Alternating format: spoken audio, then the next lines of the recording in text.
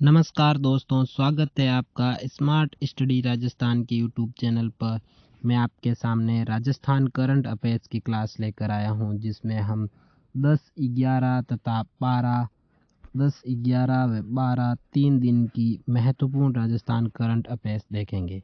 ये क्लास बहुत ही महत्वपूर्ण है दोस्तों। आने वाले एग्जाम में इस क्लास से एक सवाल जरूर आपको देखने को मिलेगा। तो शुरू करते हैं इस महत्वपूर्ण क्लास को। 5वां खेलो इंडिया यूथ गेम्स आयोजन कहाँ हुआ था? आयोजन हुआ था मध्य प्रदेश के अंदर। कब से कब तक? 31 जनवरी से 11 फरवरी 2023 तक इसका आयोजन मध्य प्रदेश के 8 शहरों में किया गया।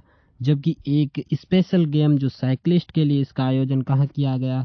दिल्ली के अंदर एक शहर के दिल्ली के अंदर आयोजित किया गया, सिर्फ साइक्लिस्ट गेम के लिए। बाकी खेलों के लिए 27 खेलों के लिए इसका आयोजन कहाँ किया गया? अपने मध्य प्रदेश के अंदर। इसका शुभंकर क्या था? शुभंकर था आशा। और थीम सॉन्ग अपने हिंदुस्तान का दिल धड़कने दो। अगला है, इसमें कुल खेल कितने थे? 27 खेल थे। और ये लाइन वेरी इंपॉर्टेंट, पदक तालिका में पहले स्थान पर रहा था महाराष्ट्र, जिसने 56 गोल्ड सहित टोटल कितने पदक जीते थे? 161 पदक जीते थे। और दूसरे स्थान पर रहा था अपने हरियाणा। दूसरे स्थान पर कौन सा राज्य रहा था? हरियाणा। अब ये लाइन वेरी इंपॉर्टेंट, राजस्थान कौन से स्थान पर रहा था? तो राजस्थान चौथे स्थान पर रहा था। 19 गोल्ड, 10 सिल्वर तथा 19 ब्रॉन्ज मेडल। टोटल कितने मेडल जीते थे? 48 मेडल जीते थे। पिछली बार जो चौथा खेलो इंडिया यूथ गेम्स हुआ था, जो अपने पंचकुला हरियाणा के अंदर आयोजित हुआ था, उसमें राजस्थान 10वें स्थान पर रहा था। वो 2 बार एग्जाम में पूछा जा चुका है। तो ये 5वां खेलो इंडिया यूथ गेम्स का एग्जाम में जरूर पूछा जाएगा। तो ये लाइन याद रखना, राजस्थान चौथे स्थान पर रहा था पदक तालिका के अंदर, और को टोटल पदक जीते थे अपने 48, जिसमें 19 गोल्ड थे, 10 सिल्वर थे तथा 19 ब्रॉन्ज थे। और यह है अपने पदक तालिका। मध्य प्रदेश पहले स्थान पर है, जिसने 19 स्वर्ण जीते थे और 55 रजत जीते थे, और 56 स्वर्ण जीते थे, 55 रजत जीते थे, और 60 जीते थे, 50 जीते थे अपने कांस्य पदक। टोटल कितने जीते थे? 161 पदक। हरियाणा कौन से स्थान पर? दूसरे स्थान पर 41 गोल्ड जीते थे। और सिल्वर कितने जीते थे? 32। और ब्रॉन्ज कितने जीते थे? 55। टोटल 128। मध्य प्रदेश तीसरे स्थान पर रहा था। ये भी इंपॉर्टेंट है, याद रखना, क्योंकि मेजबान था मध्य प्रदेश। तो कौन से स्थान पर रहा था? तीसरे स्थान पर। और राजस्थान चौथे स्थान पर रहा था। 19 गोल्ड, 10 सिल्वर तथा 19 ब्रॉन्ज जीतकर टोटल 48 पदक जीते थे, और पदक तालिका में चौथे स्थान पर रहा था। चौथे खेलो इंडिया यूथ गेम्स का आयोजन पंचकुला हरियाणा के अंदर हुआ था, और इसमें राजस्थान 10वें स्थान पर रहा था। पहला खेलो इंडिया यूथ गेम्स का अगर आपसे पूछा जाए तो 2018 में इसकी शुरुआत हुई थी, और शुरुआत में सबसे पहले इसका आयोजन हुआ था अपने नई दिल्ली के अंदर। नेक्स्ट, राजस्थान का 5वां टाइगर रिजर्व। राजस्थान के अंदर 4 टाइगर रिजर्व है तथा 5वां प्रस्तावित टाइगर रिजर्व है। कौन सा बनेगा? जो करौली, धौलपुर तथा भरतपुर के जंगलों को जोड़कर राजस्थान का 5वां टाइगर रिजर्व बनाया जाएगा। इसके लिए नेशनल टाइगर कंजर्वेशन अथॉरिटी ने वन विभाग के प्रस्ताव को मंजूरी दे दी है। इसमें करौली का मासलपुर रेंज तथा धौलपुर के सरमथुरा, ये सरमथुरा अभी चर्चा में भी रहा था, क्योंकि यहाँ पर एक अद्भुत जीव भी मिला था। और जीरी वन क्षेत्र तथा भरतपुर के वन क्षेत्र शामिल किए जाएंगे। कौन सा क्षेत्र शामिल किया जाएगा? करौली का मासलपुर रेंज, धौलपुर का सरमथुरा तथा भरतपुर के जंगलों को शामिल किया जाएगा। और टोटल इसका क्षेत्रफल होगा 1058 वर्ग किलोमीटर। नेक्स्ट, राजस्थान 42 साल बाद सीनियर नेशनल वॉलीबॉल चैंपियन बना। वेरी वेरी इंपॉर्टेंट है ये लाइन। क्या है ये? असम के गुवाहाटी में आयोजित वॉलीबॉल चैंपियनशिप के फाइनल में राजस्थान टीम ने सर्विसेज टीम को 3-0 से हराकर 71वीं सीनियर नेशनल वॉलीबॉल चैंपियनशिप जीती। वेरी इंपॉर्टेंट है, किसे हराकर जीती थी? सर्विसेज टीम को हराकर राजस्थान ने 3-0 से हराकर 71वीं सीनियर नेशनल वॉलीबॉल चैंपियनशिप जीती। इसमें राजस्थान टीम के कप्तान कौन थे? अपने झुंझुनू के दुष्यंत जाखड़ रहे थे। चूरू के 2 अन्य खिलाड़ी, जिसका नाम है अपने अजय शर्मा तथा संदीप गोस्वामी, इसमें अहम भूमिका निभाई थी। इससे पहले राजस्थान 42 साल पहले 1981 में चैंपियन बना था और वहां फरीदाबाद में इसका आयोजन हुआ था। चर्चित खिलाड़ी अथर्व सिंह नरूका कहाँ से है? ये अलवर जिले से है और अलवर जिले के अंतर्राष्ट्रीय शतरंज खिलाड़ी है जिसका नाम है अथर्व सिंह नरूका को विश्व शतरंज महासंघ, जिसे शॉर्ट में फीडे कहते हैं, ने एरेना कैंडिडेट मास्टर टाइटल से नवाजा। ये एक प्राइज होता है जो सब शतरंज की सबसे बड़ी संस्था है जिसका नाम है विश्व शतरंज महासंघ, जिसे शॉर्ट में फीडे कहते हैं, द्वारा ये अपने प्राइज दिया था अलवर जिले के अंतर्राष्ट्रीय शतरंज खिलाड़ी जिसका नाम है अथर्व सिंह नरूका। अथर्व सिंह नरूका ने अपने 2022 में एशियन युवा शतरंज चैंपियनशिप में भारत के लिए अंडर 12 में वर्ग में कांस्य पदक जीता था। यह अथर्व सिंह नरूका वर्तमान में 8th क्लास का स्टूडेंट है। नेक्स्ट, राजस्थान हाई कोर्ट के कार्यवाहक मुख्य न्यायाधीश, वेरी वेरी इंपॉर्टेंट, किसे नियुक्त किया गया? राजस्थान हाई कोर्ट के मुख्य न्यायाधीश जिसका नाम है पंकज मित्तल, जो राजस्थान हाई कोर्ट के 40वें मुख्य न्यायाधीश थे, को सुप्रीम कोर्ट में नियुक्ति के बाद इनको सुप्रीम कोर्ट में नियुक्ति कब मिली थी? 5 फरवरी को मिली थी। के बाद राजस्थान हाईकोर्ट में कार्यवाहक मुख्य न्यायाधीश के रूप में मनिंदर मोहन श्रीवास्तव को फिर से नियुक्त किया। मतलब ये पहले से नियुक्त थे। MM श्रीवास्तव तीसरी बार राजस्थान हाईकोर्ट के मुख्य न्यायाधीश बने। अकील कुरैशी के बाद में MM श्रीवास्तव बने, फिर इसके बाद में SS शिंदे राजस्थान के मुख्य न्यायाधीश बने। उसके बाद में फिर से मनिंदर मोहन श्रीवास्तव को नियुक्त किया गया।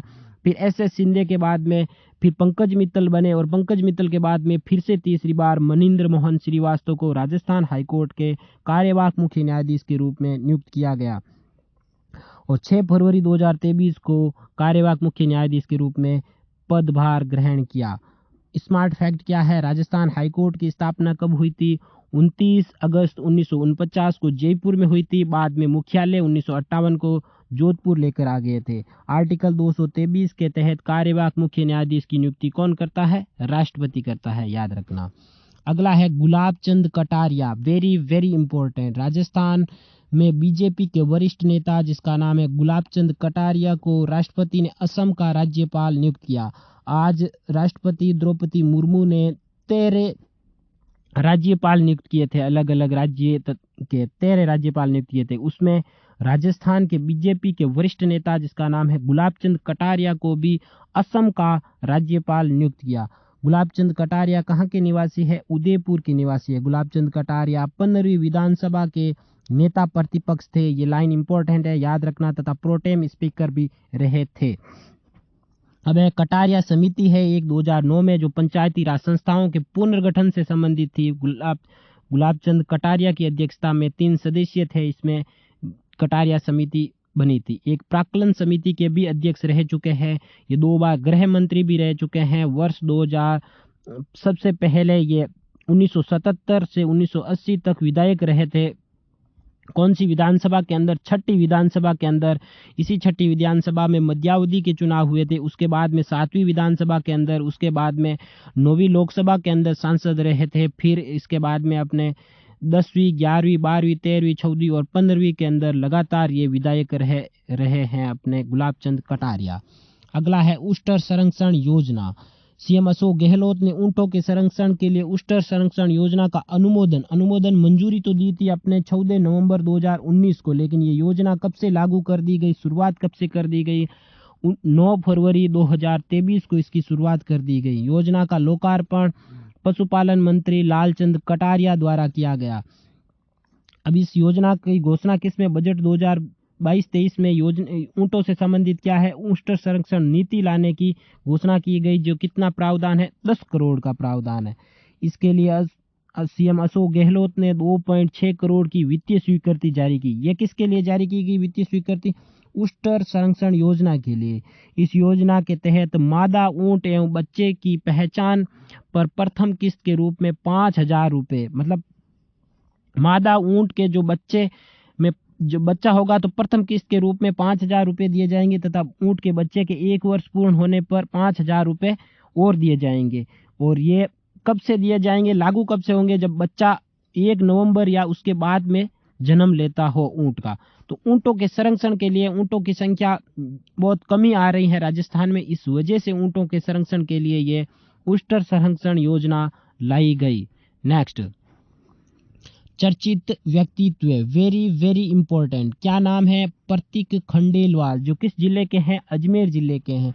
राजस्थान के अजमेर जिले के प्रतीक खंडेलवाल दुनिया की सबसे ऊंची जमी हुई झील जिसका नाम है ले पेगोंग, जो लेह के अंदर है, और झील का नाम है पेगोंग, जो 20 फरवरी को 21 किलोमीटर की हाफ मैराथन में भाग लेंगे। कौन? प्रतीक खंडेलवाल। ये प्रतीक खंडेलवाल IITN है, जो सॉफ्टवेयर इंजीनियर है, याद रखना। इस हाफ मैराथन का नाम द लास्ट रन रखा गया। क्यों रखा गया? क्योंकि ये पहली बार ऐसा हुआ है कि ये अपने दुनिया की सबसे ऊंचाई पर स्थित झील है, जो पेगांग झील, जो अपने जमी है। इस वजह से इस जमने पर इस पर क्या हाफ मैराथन का आयोजन किया जाएगा। 21 किलोमीटर की यह मैराथन होगी। राजस्थान देश से टोटल 75 इसमें एथलीट भाग लेंगे, जिसमें राजस्थान के एथलीट है जिसका नाम है प्रतीक खंडेलवाल, एकमात्र एथलीट है। स्मार्ट फैक्ट क्या है? प्रतीक खंडेलवाल 2022 में गोवा में आयोजित आयरन मैन 70.3 रेस पूरी कर चुके हैं। इसके साथ वे राजस्थान के सबसे तेज आयरन मैन बने। राष्ट्रीय संस्कृति महोत्सव, वेरी इंपॉर्टेंट, इसका आयोजन 25 फरवरी से 5 मार्च तक होगा, और आयोजन कहाँ होगा? Karni Singh stadium, doctor Karni Singh stadium Bikaner के अंदर। इस महोत्सव में राष्ट्रपति द्रौपदी मुर्मू शिरकत करेगी। तो इम्पोर्टेंट हो गया हमारे लिए। राष्ट्रपति मुर्मू 27 फरवरी को कहाँ आएगी? बीकानेर आएगी, और राष्ट्रपति बनने के बाद दूसरी बार राजस्थान का दौरा करेंगी राष्ट्रपति द्रौपदी मुर्मू। स्मार्ट फैक्ट क्या है? राष्ट्रपति द्रौपदी मुर्मू राष्ट्रपति बनने के बाद पहली बार 3 जनवरी 2023 को राजस्थान के दौरे पर आई, और 3 जनवरी 2023 को जयपुर में संविधान उद्यान का किया था लोकार्पण। इस संविधान उद्यान का शिलान्यास कलराज मिश्र द्वारा किया गया, याद रखना। और 3 जनवरी 2023 को जयपुर में वर्चुअल रूप से बीकानेर में जो 1000 मेगावाट की सौर ऊर्जा परियोजना का भी शिलान्यास किया था। और 4 जनवरी 2023 को निम्बाली ब्राह्मण गांव में 18वीं राष्ट्रीय स्काउट जम्बूरी का उद्घाटन किया था। और 4 जनवरी को वह अपने ब्रह्म कुमारी संस्थान जो माउंट आबू में स्थित है वहां भी गए थे, याद रखना ये चीजें। अगला है दिल्ली मुंबई एक्सप्रेस वे, देश की सबसे लंबा एक्सप्रेस वे, 8 लेन का एक्सप्रेस वे है, जिसके बारे में मैंने 2 बार क्लास लाकर बता दिया है। तो इसकी क्या है? जिसके प्रथम फेज का उद्घाटन आज नरेंद्र मोदी द्वारा किया गया। तो इसके बारे में पूछा जा सकता है एग्जाम में, याद रखना। प्रथम फेज जो कहां से कहां तक है? दिल्ली से लालसोट दौसा तक। प्रथम फेज का लोकार्पण 12 फरवरी 2023 यानी आज किसके द्वारा किया गया? PM नरेंद्र मोदी के द्वारा। ये देखिए अपने पोस्टर के अंदर क्या है? 18,000 करोड़ से अधिक निवेश के बाद 4 राष्ट्रीय परियोजना। क्या क्या है राष्ट्रीय परियोजना? 4, इसके बारे में देखते हैं। पहले फेज का तो क्या किया गया? अपने लोकार्पण किया गया। और शिलान्यास किसका किया गया? 3 का किया गया शिलान्यास। 6 लेन कोटपुतली से अलवर तक है दिल्ली मुंबई इंटरचेंज की। 6 लेन हो गई दिल्ली मुंबई इंटरचेंज, ये हो गई कोटपुतली से अलवर तक की है 6 लेन, और 4 लेन बांदीकुई से जयपुर तक। ये अपने दिल्ली मुंबई एक्सप्रेस वे है ना, जो राजस्थान के अपने राजस्थान के 7 जिलों से गुजरेगा, जिसमें जयपुर जिला इसमें शामिल नहीं है। अपने अलवर हो गया, अलवर के बाद में भरतपुर हो गया, फिर दौसा हो गया, फिर टोंक हो गया, फिर बूंदी हो गया, कोटा हो गया, सवाई माधोपुर, इन जिलों से ये गुजरेगा। इसमें जयपुर जिला नहीं था, तो जयपुर जिले को जोड़ने के लिए अलग से एक 4 लेन एक्सप्रेस वे निकाला गया, जो बांदीकुई से लेकर जयपुर तक होगा। इस एक्सप्रेस वे में जयपुर दिल्ली मुंबई एक्सप्रेस वे से जुड़ेगा। और अगला किसका शिलान्यास करेगी? तीसरी परियोजना का 2 लेन शोल्डर लालसोट करौली परियोजना। ये तीनों परियोजना इनका तो शिलान्यास किया गया, और प्रथम फेज का किया गया लोकार्पण। नेक्स्ट, मुख्य सचिव उषा शर्मा को लाइफ टाइम अचीवमेंट दिया गया। ग्रेटर नोएडा में 10 फरवरी 2023 को आयोजित इंडिया एक्सपो मार्ट के दौरान साटे अवार्ड 2023 कार्यक्रम में राजस्थान की मुख्य सचिव जिसका नाम है उषा शर्मा को पर्यटन और आतिथ्य क्षेत्र, वेरी इंपॉर्टेंट है, इस क्षेत्र का नाम याद रखना, पर्यटन और आतिथ्य क्षेत्र में लाइफ टाइम अचीवमेंट पुरस्कार दिया गया। स्मार्ट फैक्ट क्या है, उषा शर्मा कुशल सिंह के बाद राजस्थान की दूसरी महिला मुख्य सचिव है और ये एग्जाम में 5 से 10 बार पूछ लिया गया था, याद रखना। ये अगला है फेस्टिवल ब्रज होली फेस्टिवल, जिसका आयोजन 1 से 3 मार्च 2023 तक होगा और आयोजन कहाँ होगा, भरतपुर के अंदर होगा। और यह है अपना टेलीग्राम चैनल जिसका नाम है स्मार्ट स्टडी राजस्थान। इसको ज्वाइन करें आप। इस पर जो क्लास होती है करंट अफेयर्स की, उससे संबंधित जो क्विज लिए जाते हैं और जो पुराने क्विज होते हैं इस राजस्थान करंट अफेयर्स के वापस अपडेट करते रहते हैं हम। और जो पीडीएफ होती है क्लास की, वो पीडीएफ भी इस स्मार्ट स्टडी राजस्थान के टेलीग्राम चैनल पर डालते हैं। और एग्जाम रिलेटेड जो भी सूचना होती है वो भी टेलीग्राम चैनल पर आपको मिल जाती है। तो टेलीग्राम चैनल को अवश्य ज्वाइन करें, क्लास को ज़्यादा से ज़्यादा शेयर करें, वीडियो को लाइक करें, चैनल को सब्सक्राइब करें। धन्यवाद दोस्तों, जय हिंद।